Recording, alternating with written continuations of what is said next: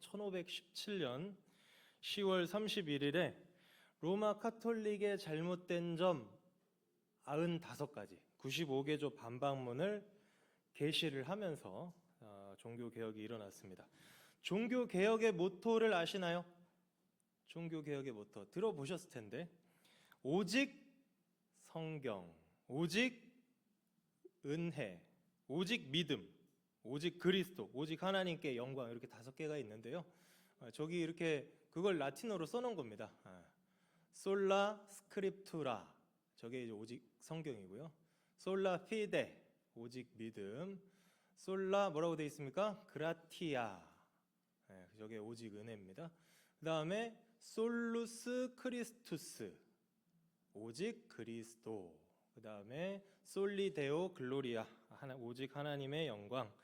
이렇게 5개인데요. 그 중에 오늘 우리는 오직 성경, 이 주제를 가지고 살펴보도록 하겠습니다. 성경이 중요하죠. 당연히 성경이 중요한데 왜 당연한 걸 가지고 이렇게 모토를 정해놨을까요? 그 당시에 로마 카톨릭이 성경을 안 중요하게 생각을 했거든요. 성경보다 교회의 전통이 더 우선시되고 교황의 교서가 더 권위가 있게 여겨지고, 그러다 보니까 어떻게 되겠습니까? 비성경적인 가르침을 베풀게 되는 거죠. 다 들어보셨을 텐데, 대표적으로 비성경적인 가르침 중에 대표적으로 면죄부. 이 면죄부 증서를 사면 구원받는다, 이렇게 이제 가르치는 거죠. 그러니까 이 개혁자들은 이건 아니지, 우리는 무엇으로 돌아가야 된다? 성경으로 돌아가야 된다. 그래가지고 이제 솔라 스크립투라를 외쳤던 겁니다. 성경은 우리 개신교의 정체성 그 자체입니다. 자, 그래서 설교 제목이 오늘, 자 이제 주보를 보십시오. 설교 제목이 뭡니까? 성경이 우리에게 오기까지. 자, 이 성경이 어떻게 우리한테 전달됐느냐? 여러분, 모세가 창세기를 썼어요. 자, 창세기 썼습니다. 그러면 뚝딱 하고 나한테까지 왔습니까? 아니에요. 그 중간에 어마어마한 역사들이 있었습니다. 자, 그거를 이제 살펴볼 건데요. 크게 2가지를 보도록 하겠습니다. 성경 원본인데 이제 오타가 났네요. 원본을 복원한 과정이 있고요. 그 다음에 정경을 형성한 과정이 있습니다. 이 2가지를 이제 최대한 쉽게 알려드릴게요. 최대한 쉽게. 솔직히 말씀드리면 저는 설교를 미리 다 준비해 놓습니다. 11월 말에 제 차례가 또 올 거 아닙니까? 다 준비돼 있습니다. 근데 이거 준비를 하다 보니까 너무 많은 거예요. 이게 보통 분량이 아니거든요. 이거 신대원 때 한 학기에 배우는 겁니다. 요 하나가 한 학기 하면 1년 배워야 되는 내용인데 이걸 어떻게 한 번에 하겠어요? 이게 줄이고 줄여서 여러 번 제가 수정을 하면서 고생을 했다는 걸 좀 알아주시고, 바로 본론으로 들어가도록 하겠습니다. 자, 원본을 복원을 해야 되잖아요. 중세 시대의 로마 카톨릭은 라틴어 성경으로 예배를 드렸습니다. 이 라틴어가 고대 로마 제국의 언어예요. 사장된 언어예요. 안 쓰는 언어예요. 그러니까 지금 남미 사람들이 라틴어 쓴다고 하는데 그 라틴어가 아니에요. 그러니까 옛날 라틴어. 생각해 보세요. 제가 앞에서 라틴어로 설교를 한다고 생각해 보십시오. 알아들을 수 있어요, 없어요? 못 알아들어요. 우리는 다 한국말 쓰잖아요. 근데 라틴어로 막 이제 미사, 거기는 이제 미사라고 하니까 미사를 인도를 하면 못 알아들어요. 이런 상황에서 말씀이 심겨질 수가 없죠. 열매 맺을 수가 없습니다. 그래서 종교 개혁이 일어나기 전부터 이미 이거 각 나라 말로 예배 드려야 된다. 그리고 성경도 각 나라 말로 번역해야 된다. 그런 목소리가 많이 있었어요. 그러다가 이제 종교 개혁이 딱 터졌잖아요. 일어난 후에 이제 개혁자들이 생각을 해보니까, 야, 라틴어 성경은 원래 오리지널도 아니었잖아. 라틴어가 오리지널 아닙니다.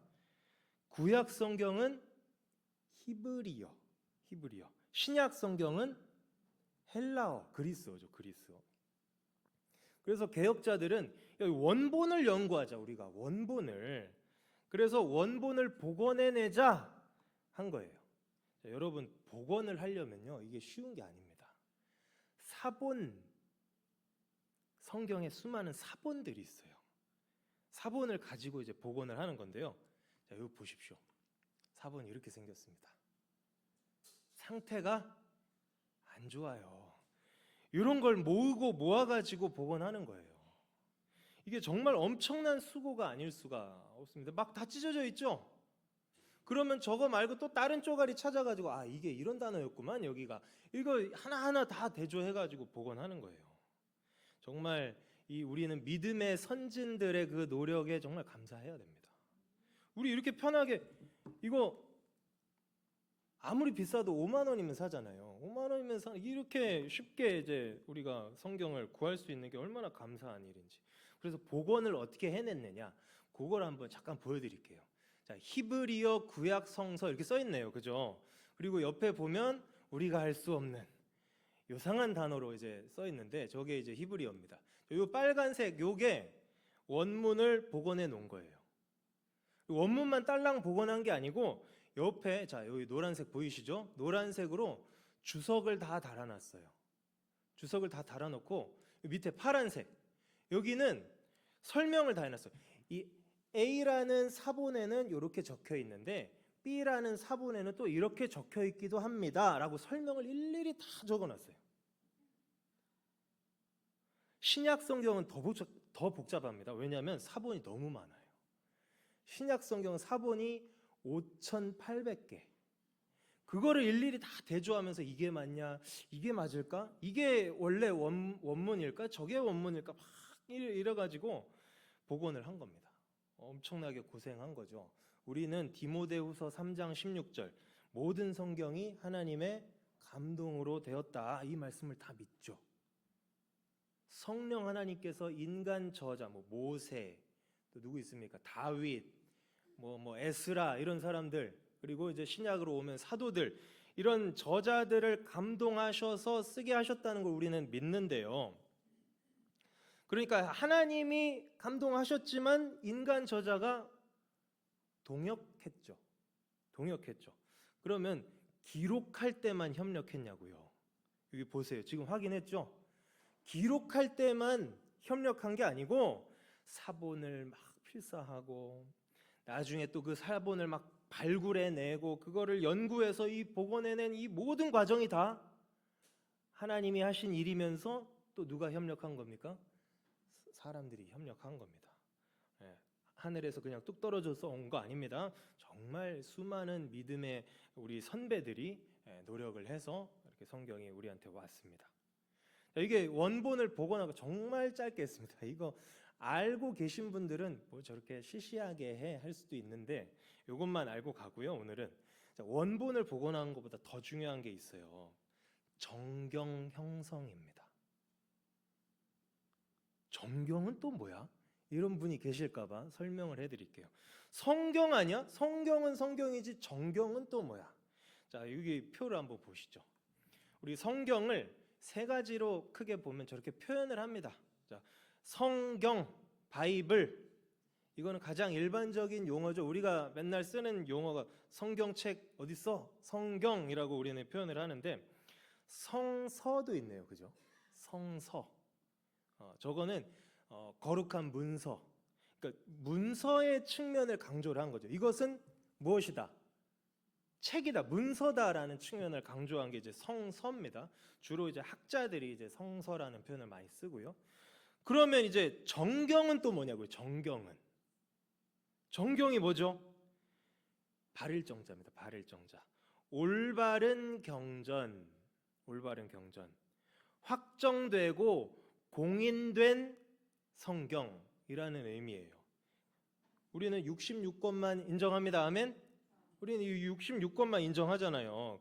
그래서 이 66권이 정경이에요. 정경. 이거 외에 다른 거는 인정 안 한다. 이런 의미입니다. 그러면 거꾸로 생각해 보면 여러 개가 있었다는 거죠.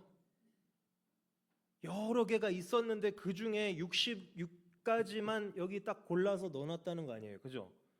이 골라내는 과정이 정경화 과정이에요. 그러면 또 이렇게 생각하시는 분이 계실지도 모르겠어요. 아니 무슨 하나님의 말씀을 골라내? 다 하나님 말씀 아니야? 이렇게 생각하시는 분이 계실까봐 제가 예를 가져왔습니다. 저 공부 많이 했거든요. 자, 여호수아 10장 13절 함께 읽겠습니다. 시작.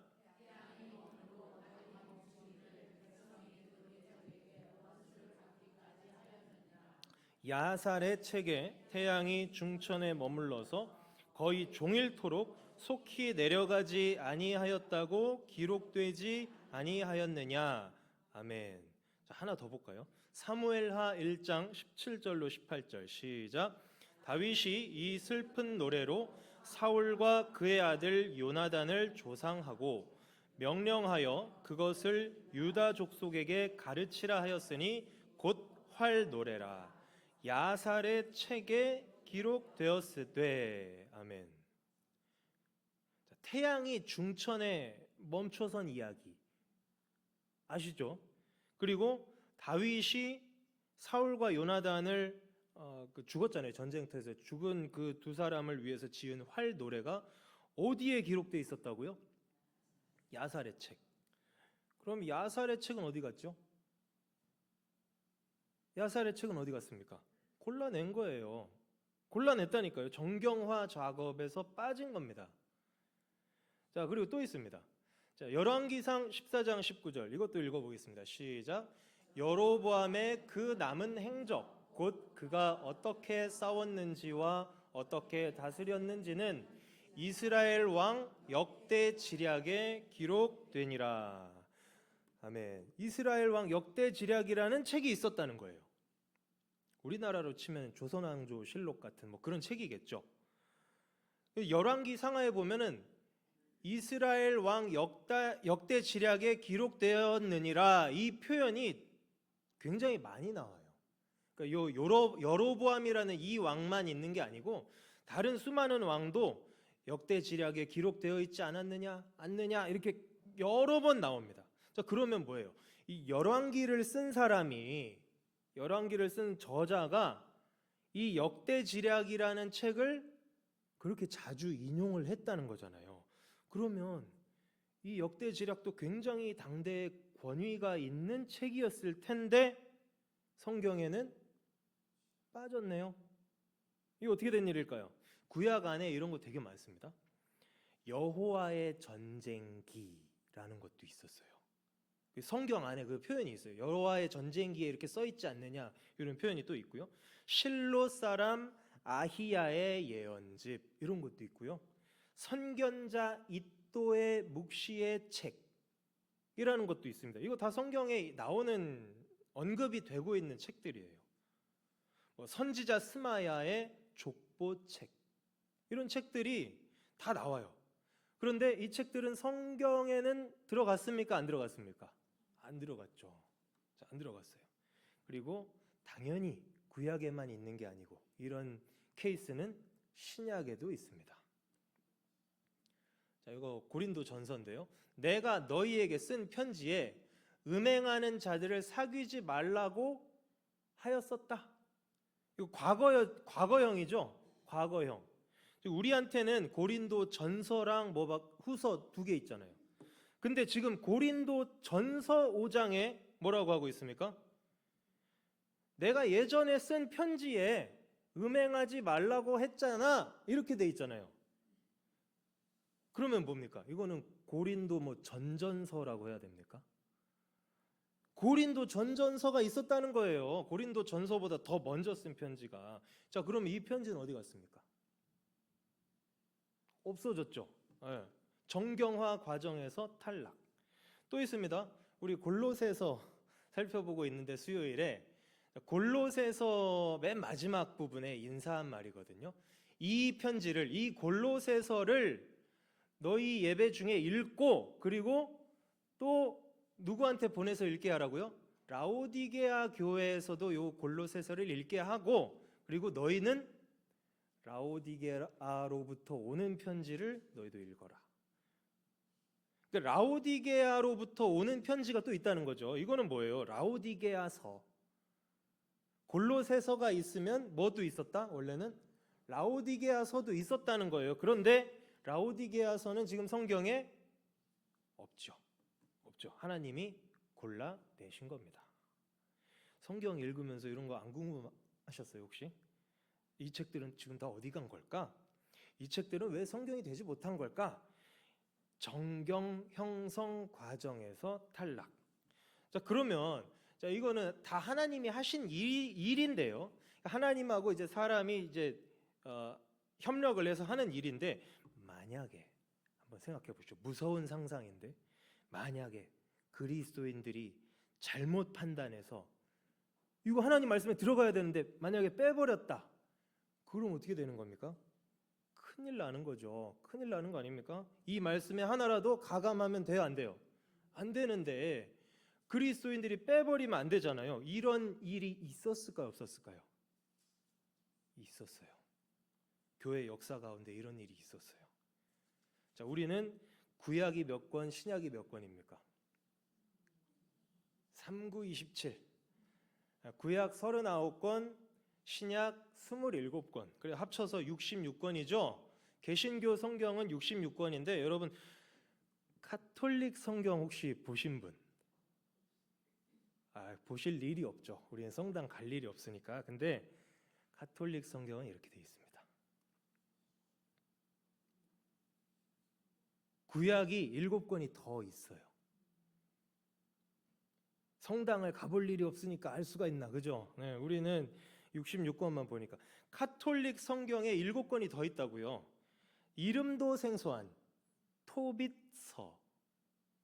이 이름입니다. 성경 이름. 토빗서, 유딧서, 바룩서. 바룩은 여러분 혹시 아실지 모르겠네요. 예레미야 조수. 예레미야의 그 조수가 바룩이잖아요. 바룩서가 따로 있대요. 바룩서가 따로 있대. 집회서, 그리고 솔로몬의 지혜서, 마카비 상하, 이렇게 해가지고 7권이 더 있는 겁니다. 요 7권을 유식한 말로 외경이라고 합니다. 외경. 정경 외에, 정경 밖에 있는 경이다 해가지고 외경이라고 해요. 이거 가톨릭에서 더해 놓은 거죠.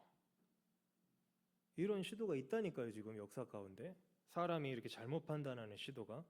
또 초창기 이단입니다. 2세기경에 마르시온이라는 이단이 있었어요. 이 이단은요, 이 이단의 그 주장이 뭐냐면 구약의 하나님은 저주하는 하나님, 심판하고 죽이는 하나님, 신약의 하나님은 구원하시고 사랑하시는 하나님, 이렇게 주장을 한 거야. 그러니까 둘이 하나님이 다른 분이다.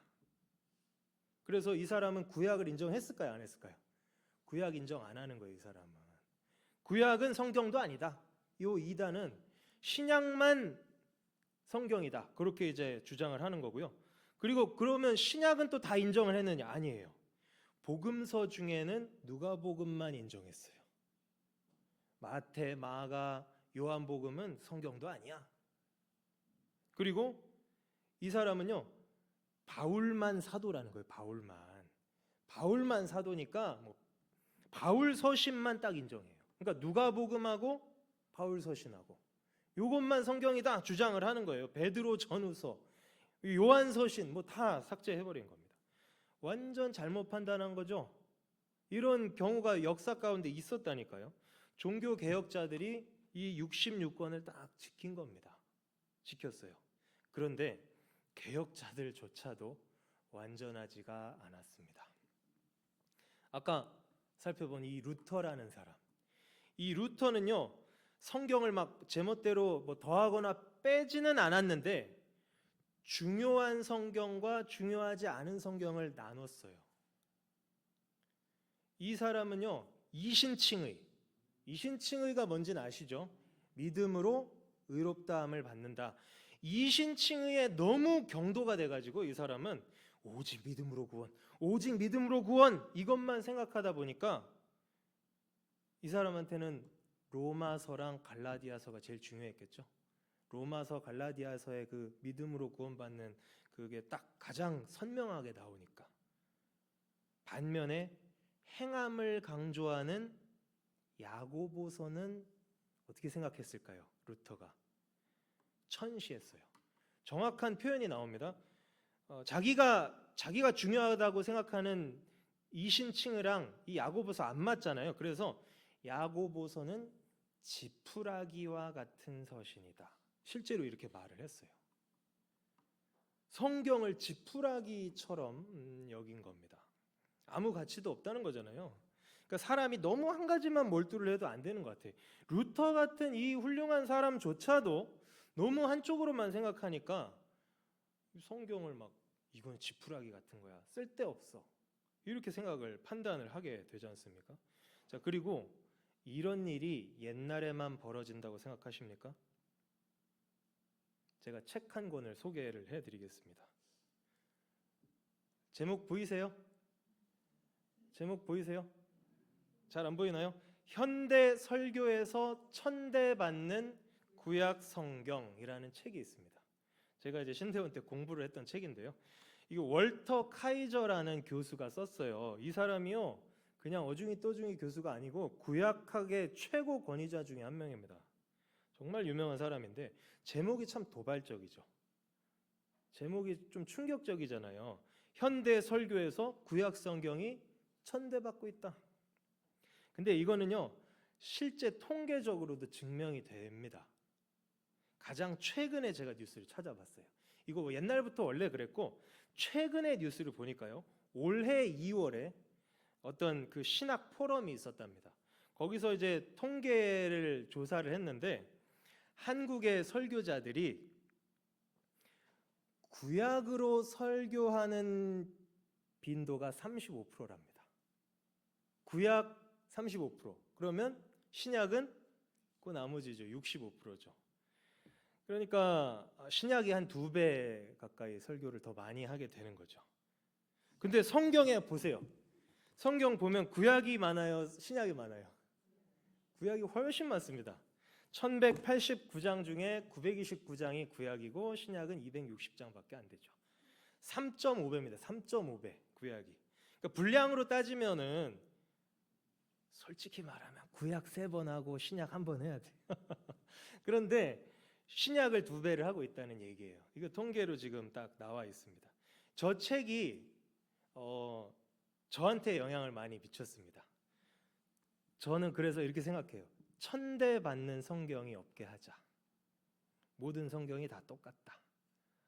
그런 생각을 늘 품고 있습니다. 설교를 뭐 잘하고 못하고는 이제 둘째치고 편식은 하지 말자. 편식은 하지 말자. 그래서 저는 그런 생각을 해요. 나중에 하나님 앞에 제가 섰을 때, 야, 너 내가 66권 말씀 줬는데 이거랑 이거는 왜 한 번도 설교를 안 했니? 라는 말씀은 듣지 말자라는 생각은 하고 살고 있습니다. 우리가요, 그렇잖아요. 우리 몸을 위해서도 편식하지 말자, 그렇게 골고루 음식 먹어야 된다고 말을 하는데 성경도 마찬가지 아닐까요? 편식하면 우리 영혼에 좋을 리가 없겠죠. 66권을 좀 골고루 요리를 해드리고 싶다, 그런 생각이 저한테는 좀 있습니다. 자, 이 설교자만 노력을 해야 되겠습니까? 아니죠. 여러분도 편식하시면 안 됩니다. 여러분 편식하지 마세요. 만약에 한번 이런 상상을 한번 해보십시오. 만약에 모든 기독교인이 어떤 특정한 성경을 아예 안 읽는다고 생각을 해봅시다. 우리 중에 아무도 이 성경을 안 읽는다. 그러면 100년 후에, 500년 후에 뭐 교회들끼리 모여가지고, 야, 이거 아무도 안 읽는데 그냥 빼버립시다. 이러지 말라는 법이 없잖아요. 루터 같은 사람도 야고보서는 지푸라기야, 쓸데없어, 이렇게 얘기했다니까요. 다행히 빼진 않았지만은. 그러니까 이건 얼마든지 일어날 수 있는 일이라고요. 그러니까 편식하지 말자. 오늘의 그 강조점은 그겁니다. 성경을 편식하지 말자. 편식 안 하려면 방법이 없습니다. 자꾸 익숙해지는 것밖에 없거든요. 익숙해져야 읽어져요. 맨날 복음서만 읽지 마시고, 눈길이 잘 안 가더라도 구약의 소선지서, 소선지서 나훔 찾아보십시오 하면 한참 찾더라고요. 안 찾아보니까 잘 모르니까 구약의 소선지서도 한번 읽어보시고 사무엘상하 그 다윗 이야기만 읽지 마시고 사무엘상하 끝나면 뭐 나옵니까? 바로 열왕기상하 그 왕들 이야기, 다윗의 후손들 이야기 쭉 있잖아요. 그것도 한번 쭉 읽어보시고 성경 전반적으로 익숙해지셔야 골고루 읽게 되고 균형 있게 우리가 깨달음을 얻게 되겠죠. 그리고 다양한 양분을 얻게 될 겁니다. 자, 우리 종교개혁주일에 한 번쯤 생각해 보고 싶어가지고 이런 주제를 가져왔습니다. 어려우셨습니까? 어려우셨다면은 제 책임입니다. 줄이고 쉽게 한다고 했는데 제가 부족해서 어려웠던 것 같고요. 이것만 기억하고 가셨으면 좋겠어요. 많은 우리 믿음의 선배들이 수고를 정말 많이 해줬다. 그래서 이 원본이 잘 복원이 될 수 있었고, 그리고 정경도 잘 추려내질 수가 있었다. 그래서 우리 선배들을 잊으면 안 되겠고요. 이렇게 우리에게 오게 된 이 66권, 이제는 우리 책임입니다. 이제는 우리가 보존해 나가야 된다고요. 이사야 선지자는 풀은 마르고 꽃은 시드나 우리 하나님의 말씀은 영원히 서리라 라고 했습니다. 예수님도요, 천지가 없어지기 전에는 율법의 1.1획도 결코 없어지지 않을 거라고, 다 이루어질 거라고 하셨습니다. 하나님의 말씀은 영원합니다. 이 영원한 역사에 동참하는 일을 하시는 거예요. 영광스러운 일이잖아요. 그래서 성경을 더 사랑하시고요, 더 골고루 드세요. 편식하지 마시고, 그리고 더 열심히 이제 배우시고 또 거기에 순종하여서 삶 가운데 실천해 나가시면 됩니다. 가을은 뭐의 계절? 다 아시네요. 독서의 계절이라고 하는데 성경을 한번 펴보시고 진득하게 이 부분은 너무 어려워 잘 안 읽어져 해도 그냥 한번 쭉 읽어보심이 어떨지, 그게 우리가 성경을 지켜나가는 첫걸음이 아닐까 생각을 해봅니다. 자, 이 시간 함께 기도하도록 하겠습니다. 우리 주신 말씀을 생각하면서 기도합시다. 오직 성경, 내가 이 성경을 어떻게 지켜나갈 것인가, 이 성경을 편식하지 않고 골고루 잘 섭취하게 하여 주옵소서.